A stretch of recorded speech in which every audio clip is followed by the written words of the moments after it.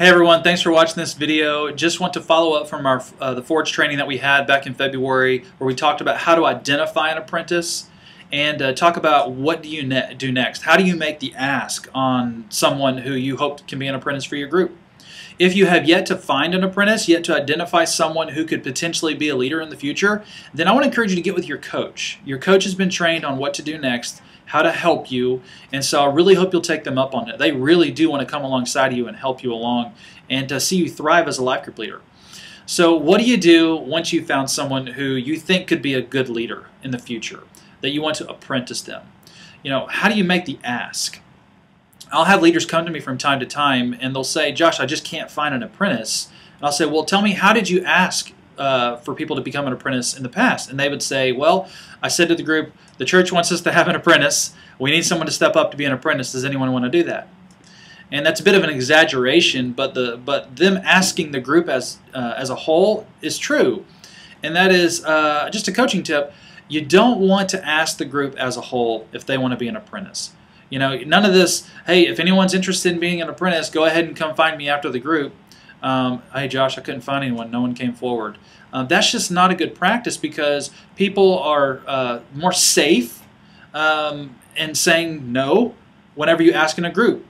What I mean by that is, if you ask everyone in a group, then in their mind it's, well, there may be someone else who will say yes. So that relieves me from having to wrestle with this thought. So they don't even give it a second thought. And they think that you won't go around the group asking, so what do you think? So what do you think? What do you think? What do you think? They know you're not going to do that, so they don't even give it a second thought. With making the ask, we want them to wrestle. We want them to go to their knees in prayer and ask God if this is something for them. So the coaching tip is, don't ask for an apprentice corporately, ask privately. So let's say you've identified Joe to be your apprentice. You want to go to Joe and ask him if he would like to go to have a coffee, have breakfast, have lunch, something like that, where you can get him out of the group environment and you can get him on a one-on-one basis, and then you want to speak into him. And that's the second coaching tip. The first one is meet with them privately, and the second coaching tip is speak life into them. Let them know that you see something in them that you don't see in other people. That, you know, maybe right now you're not ready, but there's something in you that tells me one day you could lead others. You could be a shepherd of your own little flock. And so there are a lot of people out there who don't have anyone in their life speaking into them. And when you start to speak into them, they're more likely to hear what you have to say and then go to their knees in the Father and to the Father and ask, you know, is this something that I should do? But build them up with words, edify them, and let them know that I think you have something in you that God can use. I think you do. Are you interested? And so you want to meet with them privately. You want to speak into them. And the third tip is you want to make sure that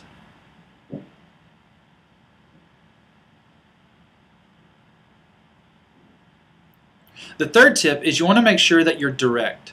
You don't want to beat around the bush, making them guess what you're wanting to ask them. You want to make sure that you just name it. Say, Joe, I really see something in you. You know, the way you give feedback in group, you know, whatever the situation is for you. And then just say, I'm just interested to see if you'd be willing to train it up.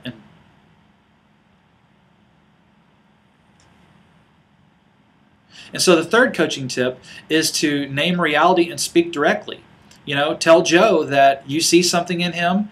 You know, build him up with words. Give several examples of how you've seen that happen in his life. And then ask him, would you be interested in training up how to lead your own group one day? You know, you're not committing to lead a group. You're committing to being trained to lead a group. And so I think those three tips are helpful. Speak privately with him. You want to make sure. So the third coaching tip is to speak directly with him. Make sure you let him know that you want him to become your apprentice. You know, he's not committing to leading, he's committing to training up. So, Joe, I see something, you know, build him up with words. Joe, I see something in you, and I'm wondering if you're interested in being trained up to be a leader someday. You're not committing to be a leader, you're committing to training up to be a leader, so that whenever you feel you're ready, you can just slide into leadership. And so those are three coaching tips that are really quick And I think if you employ those and you really wrestle with those and make them your own, then I think the chances of you actually getting an apprentice, a successful catch, if you will, are a lot higher than if you just throw it open to the group saying, if anyone wants to be an apprentice, let me know.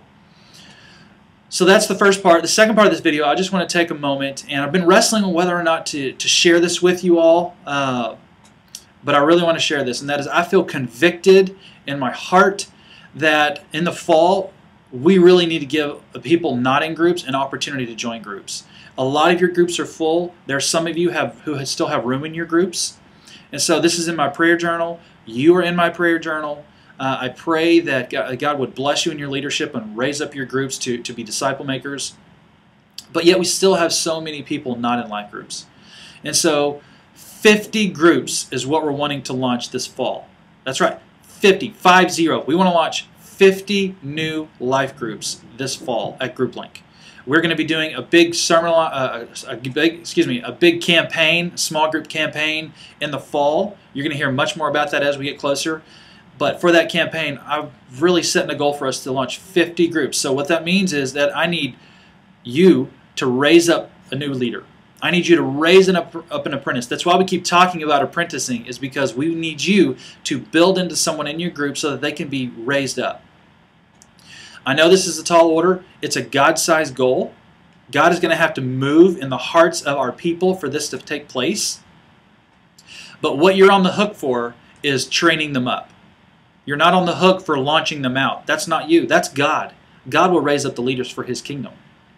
But He needs you to train them up.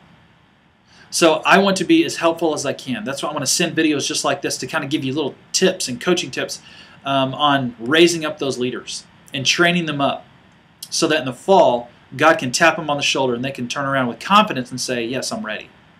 So thanks for watching this video. Hopefully the coaching tips have been helpful. And 50 groups in the fall is what we're going after. So let's get training. See ya.